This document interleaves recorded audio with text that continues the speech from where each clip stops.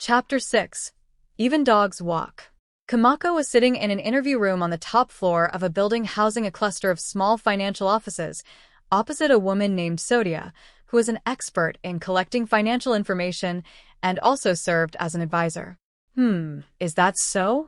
A circular was sent here informing us that young Master Mahaku had been exiled, so I had expected this to some extent. 49 After hearing the details from Kamako, Sodia, who was wearing gold-rimmed glasses and a business suit, said this and leaned back in her chair with her arms crossed. If it works, I think it could become a big business. That's true. Even in our industry, we have made predictions about what kind of business might be possible with Jurai's princess in relation to the Yamatsu Ukumi and Kamidake. What's the result? At worst, it has been predicted that this could develop into a project that could completely overturn the very foundations of Renza's economy. The technology related to everyday items that Reisepshi brings is undoubtedly superior to Renza's. If it were only through Reisepshi, that would be one thing, but if it goes through the princess, it could have an impact on the military as well. Once it got into military matters, it became a national issue. In that case, Kamako leaned forward expectantly, but Sodia's reaction was cold. That's why it's so dangerous to get involved carelessly. And from what I heard from you, if it extends to the armored cavalry, it's a terrible thing to ask them to do something about it. I'm sure the banks under Santen have made the same prediction. If Kamako tries to raise the amount she wants, Santen will find out and will certainly interfere. What's more, they'll destroy the very foundation of your group. That was only natural, as it would not be a game of pretend, but a real economic war. Yes, it will. Personally, I'd like to get on board with that trend at some point, but maybe it would be better to rely on the financial institutions of the Galaxy Federation. Kamako went down to the entrance hall of the financial building, sat down on a sofa in the corner of the hall, and sighed. The financial institutions on the side of the Galaxy Federation, it would be impossible to just go there and get a large loan. In the first place, it would be difficult to make contact without a proper introduction.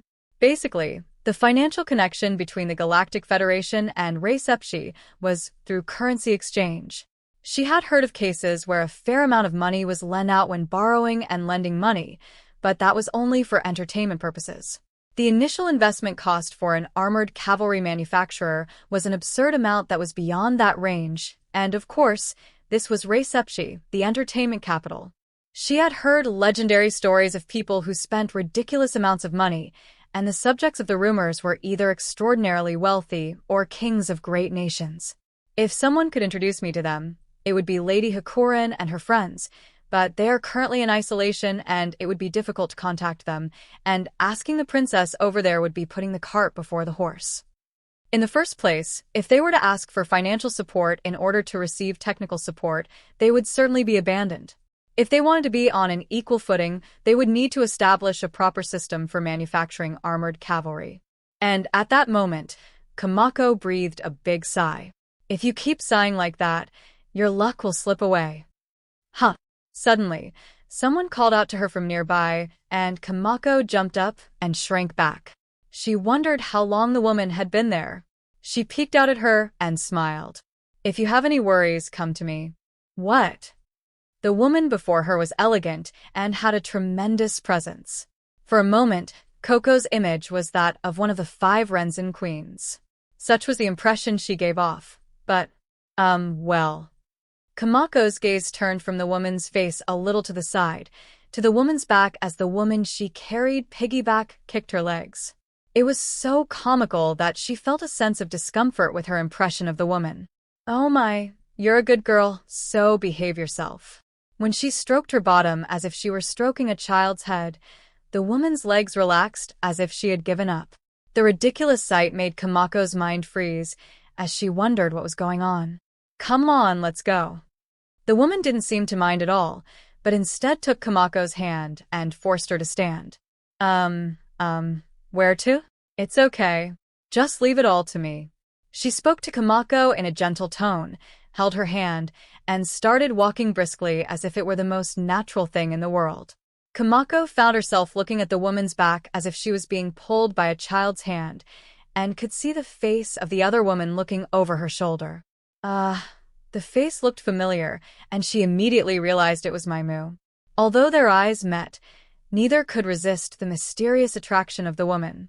And while it seemed as though each was expecting some kind of reaction from the other towards the forceful woman, in the end, both were silently led off. Maybe I got caught up in some kind of scam?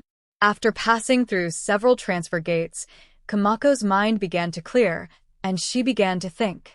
No matter how she looked at it, it was suspicious, but even more than that, the act itself was careless.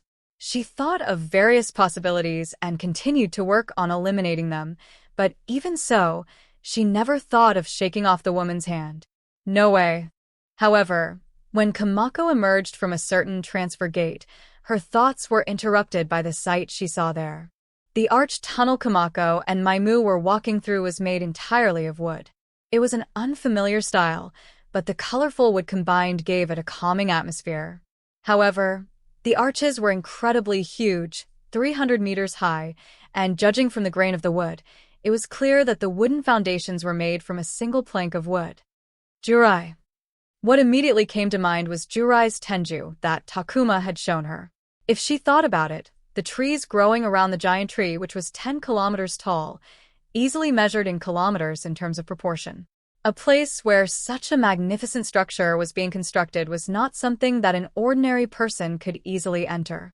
Only someone approved by Rei Sepshi could use such a special place. So, is this person the real deal? From her experience of meeting many members of royalty and the nobility up close, Kamako knew that this person had an aura of being no ordinary person, but she was confused by her unconventional behavior. And when she was transported to the next place, her thoughts turned into certainty. Amazing, once they left the teleportation gate, they came to a high hill, from which they could see an independent residential dock below, the sort used by royalty and nobility. And there, moored at the dock, was an elegantly decorated super-large ship, measuring tens of kilometers in length, with a garden and buildings on its deck. What was a bit odd was that, unlike most ships of this type, there was only one escort vessel in sight. The dock itself had plenty of space, and there were even quarters that could accommodate thousands of people, so it was unlikely that other ships were moored elsewhere. Welcome back, Liberta Salma. Two women who looked like female butlers greeted them in a limousine-type car with a bow. Liberta? Kamako did not know this, but the mysterious and suspicious woman was Dr. Clay's mother, Liberta.